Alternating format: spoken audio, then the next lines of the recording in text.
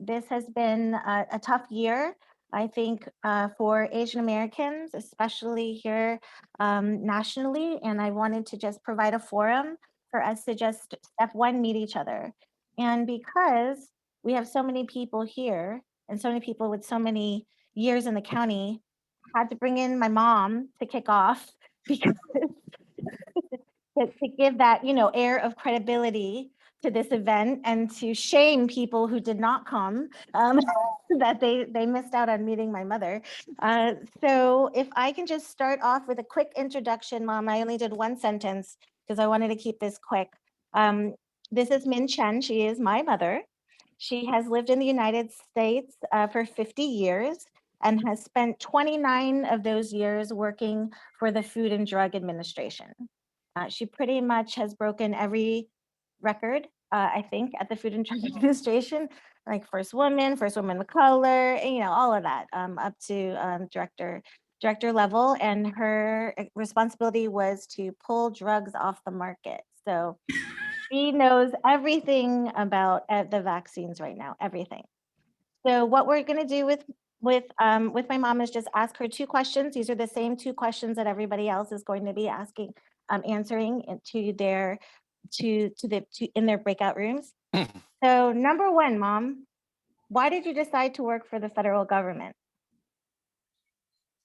Okay, first I'd like to greet everyone. I'm so happy and honored to be here to see there's so many Asians in this county. I probably have never seen this many in my FDA career. So I'm very proud of you all joining the government or the county office to contribute to the people living here. It's a big task. So I'd like to congratulate you all having this opportunity to do all this work. And I have the privilege also working for the federal government, FDA, many, many years ago. So people want to know, why did I choose this career in the federal government?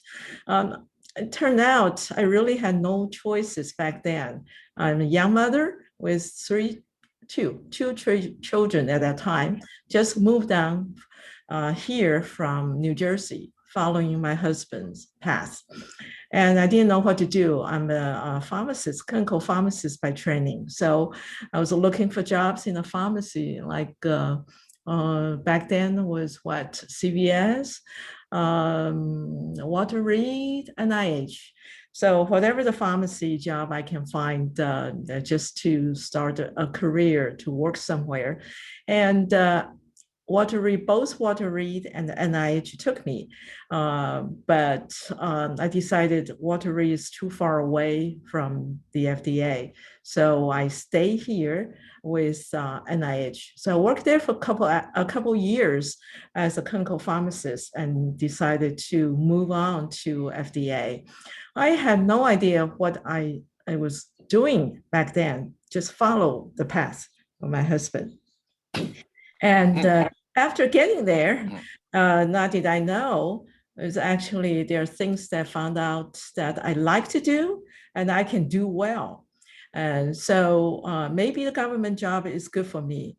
First, I think is that the government job will give me some stability when I have young children. I don't have to move around and worry about my job. I could be fired or whatever the situation would happen would impact my family. And second thing is that the government, when you work for the government, if you trust US government, okay, so it's really, it's a privilege that you are on the right side of the fence, right? Your conscience is right, is in the right place, that you will not worry that you didn't do the right thing for the people around you or in the same place that you live in. So that's the one benefit that people don't think about it, but I think it's very, very important that I can sleep every night because I do the right thing for the people I serve, right? Although money is not there, right? You complain that, oh, I don't have enough money. I would rather go to the industry to make a lot of money. But somehow you take some winners and losses, and then find out really if this is important for you at that time, you will stay with the job happily. So I don't know your situation is, but back then, stability or consciousness wise, that I feel very happy what I had picked as a government worker. I remember many, many years ago when I gave a talk to a big audience, industry audience, like 300, 400 people. After I did my presentation, and they all felt that you really belong to the public health service agency. That means that I really care about what I do, and I want to protect the people I serve, the patients, the public, for the right medication, for the right safety message going out to the people they take the medications. So, and that really impressed me. That was in the 1990s, that people can see it. So that means that I pass the messages to the people out there, and that is very clear messages that I have been following, and unintentionally or intentionally, that I did my job at that time. So working for the government is really a privilege for you to achieve some goals in your life. And that goal, whatever you think you have, but for me, I did the right thing and then stay with it all these years, 29 years or so, until I retire in 2014. So that's what I've been feeling about working for the government. And county government, like Montgomery County, I live here all these years since 1985. I do feel that Montgomery County is such a great county to live in, have a good education system, and then also have very nice people around to live with in the community. So I think I'm lucky, I have been lucky, and you guys are actually very lucky as well. I'm sure you have something to say similar to mine. Thanks, Mom. That was awesome. I remember when I was growing up in Potomac, when I was younger, you put a op-ed article in an op-ed section of the Washington Post on the kitchen table in the morning and said, you need to do something that matters in this world, and makes it on the front page of the paper. So I appreciate that advice. Although Really? I did yeah, that? yeah, you forgot. You also said like, yeah, you also said I have to do something very, very important. You probably forgot that as well. Okay, next question. So what advice would you give your younger self 35 years ago now, knowing what you know now when you were starting off at FDA? I think is a very, very good question.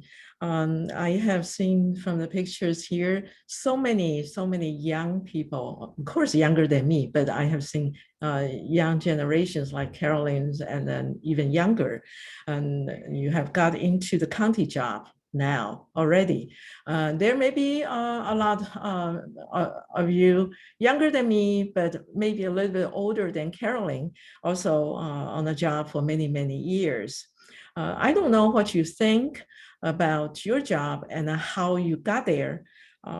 However, I can share with you how I have been, well, I have to say successful. I think I'm proud. I'm proud to be an Asian, to be in a good position in the FDA all these years. So I want to share with you some of my thoughts. Because I do want the young people to succeed. I really think everybody has a potential to succeed. Whether you know yourself, your parents know you better, or your friends, co-workers know you better, then you should all listen to them and then take all the advice into your heart. So I'm just one of those people that you have listened to and today. So what I think is that first for young people, that you have to know your interest, what you like to do. Your parents will tell you that when you were young, oh, I want to be a doctor. I want to be a lawyer. I just want to be a policeman. I want to be a writer. You can do anything you want. You will say, that those are my interests. The interests when you're young or a little bit older with education, you'll find out very clearly what you like to do in your life. Of course, the people around you will give you a lot of influences when you grow up or when you work in that environment. You'll learn so many things around you to redirect your interests. All right, but you have to know your interest first. And then you have to know what your strength is. What does that mean, strength? Your skill set. What are you good at? Maybe you're good at writing. You're good at money, numbers, doing financing related areas. You like to do analysis. You like to organize stuff. You like to talk, to teach people, many other things that you will find deep in your heart that what your strength is, and then you can see how to build your strength further, and then use that strength to enhance your career or further interest to do better job wherever you are. I remember when I was at the FDA earlier time, I was introduced to a job called project manager. You must have heard, many of you probably are on the same title as well. But I didn't know, I was new. The project manager in the FDA actually turns out that you have to schedule a meeting and then write minutes after the meeting, right? So my supervisor told me that, your writing is not good enough. So, well, as a pharmacist, we never know how to write in English back then, right? So I feel very embarrassed. So he said, you can take a writing course in Montgomery College. I said, really? I can. All right, I have no choice. So, well, I have to improve myself. So I took a night course in Montgomery College, writing course. Wow, it's very hard because English is not my mother language, although I do like to write and to read, but writing scientifically or writing in a big scale, like in a federal job, I have no idea. And then the writing class in Montgomery College, well, you think it's easy. Montgomery College is not a top school, right? Montgomery College is okay. So I should be able to pass it easily. You know what? After a semester, I got a grade as C+. Okay, it's very embarrassing for my life. It's a C+. So I told my supervisor, I can't make it anymore there. I can't do it anymore. However, I found out I just have to use my instinct, my style of writing. When I was in graduate school, I wrote papers. So I have to use my styles of writing using logics to lay out everything to let people be convinced what I have written for them. Well, I got better, believe it or not. I found out writing is my strength. One of the strengths, I didn't know that. Yeah, actually, I had that when I grew up in middle school, high school. I wrote a lot. I didn't know that. I didn't know that. So that was interesting to find out. A few years later, you know what? I left the place when I worked there with that supervisor asking me to take a course on writing. A few years later, he specifically asked me to go back to replace his job as a supervisor. I have no idea how he appreciated me, my growth, improvement in everything. So I said, sorry, I'm not going back anymore. But his words really inspired me to think about my writing. So I try to improve myself using my way. So what I'm trying to say is that you know your strengths, you know your interests, and then you try to build your strengths accordingly in your working environment. You can do anything you want. You can do a lot of reading. Like Carolyn said, I like to read newspapers. So you read newspapers. Well, these days people don't read newspapers. You read messages and articles online. So you find out how do they write so well, people will read them. So that's just one way to think about it, how you can enrich yourself by improving yourself, your best skill set. Another example is that when I was hiring pharmacists in the FDA, when I was director, I was in charge of all the hiring. There are many pharmacists applying for my job, for the job that I was looking for. A lot of them are newly graduated from pharmacy school. They're young, in the 20s. I said, what do you want to go to the federal government work right now? Just graduated from school. You don't have any working experience. They said, well, this is a stable job. I always wanted to be a federal or government worker. A lot of minorities back then, Asians, doing this must be taught by their parents or friends. So just work for the government for your life, right?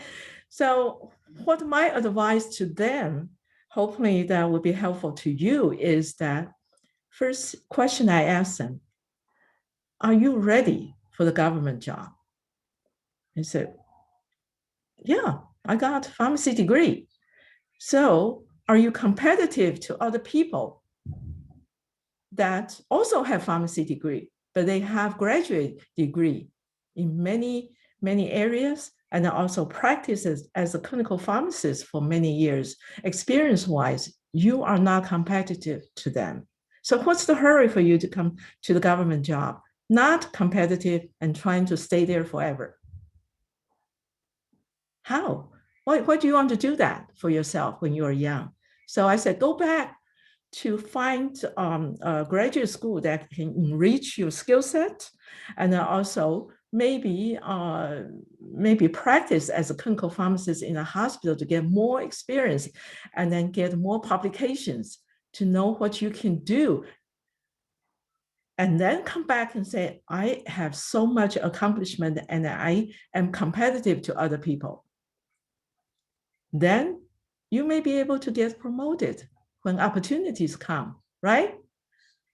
But if you just graduate and with no more skill set than other people and no more experiences to build up your strengths and the skill set,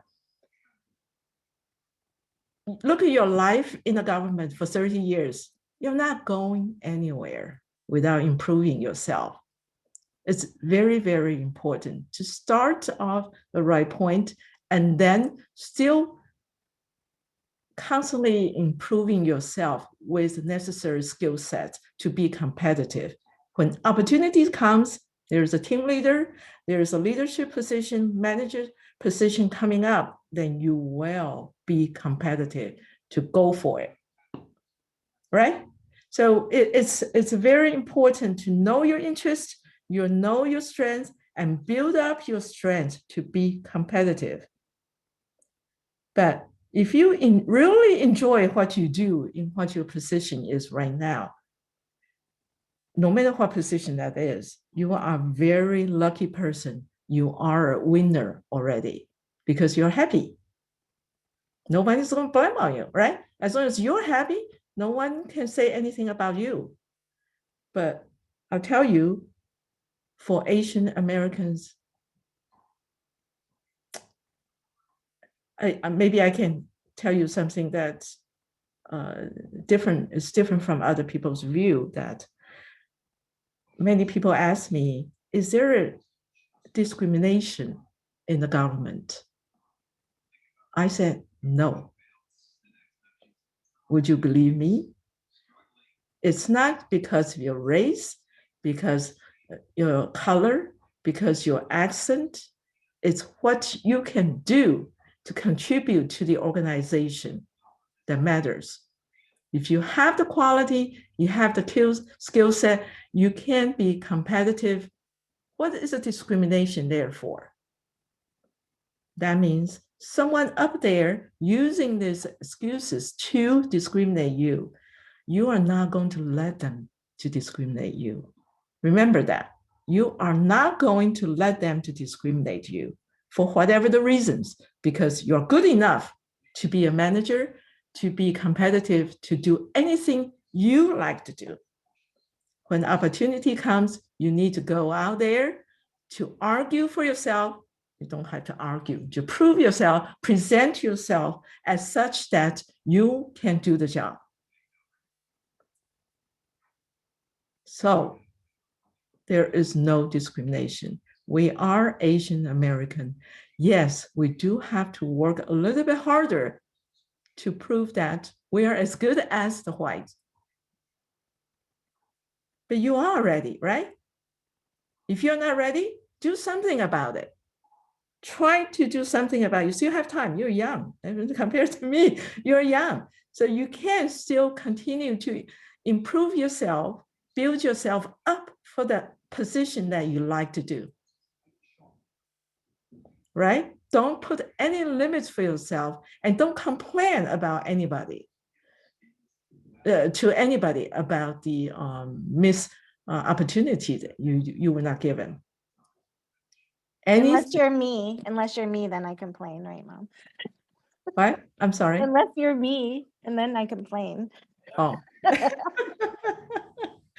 Well, you have to speak up. Right? Yeah. One more last point is last lesson. Yeah. You have to speak up. What is it that our generation, our Asian American group, that people think you talk with an accent, you just don't look like white? I tell you, I don't look like it. I speak like it. I act like it, white, and then I communicate well enough to make you understand what I said. Am I white? Am I Asian? Does it matter? No. So you can communicate. You have to speak clearly. When time comes, you need to stand up, raise your hand, say, I have something to say. I have good advice for you, for the group. And people will see you. People will recognize you. When opportunity comes, you will be competitive. Communication is very important, not just in speaking, in writing as well. That's what I benefit a lot from my writing that I didn't know before. And as far as speaking wise, I didn't know this either. So it's all coming out of these years when I work. The environment gave me the opportunity, and then I had to raise my voice, let people know what I think. And then after a while, they said, wow, Min said it right, correctly. Advice is very nice. And the people take it, and that you have no limitation in your career anymore. So don't think yourself as Asian. Don't think yourself as Black or whatever. It's you. You are responsible for what you think you can do, what you're good at. No excuses. Okay. That's a good ending. Thank you so much, Mom. Virtual applause for you. Thank you so much. I know you could talk forever, but I think everyone has a mother that has awesome advice like you. So thank you so much for doing this. We didn't prep at all, but you're welcome to stay, but I know you have something to do, probably tennis or mahjong. So go ahead and hang out. I'm actually going to remove your spotlight and we'll move on to the breakout rooms. Thank you so much. Okay, thank you. Nice meeting you. Bye, Mom. Thank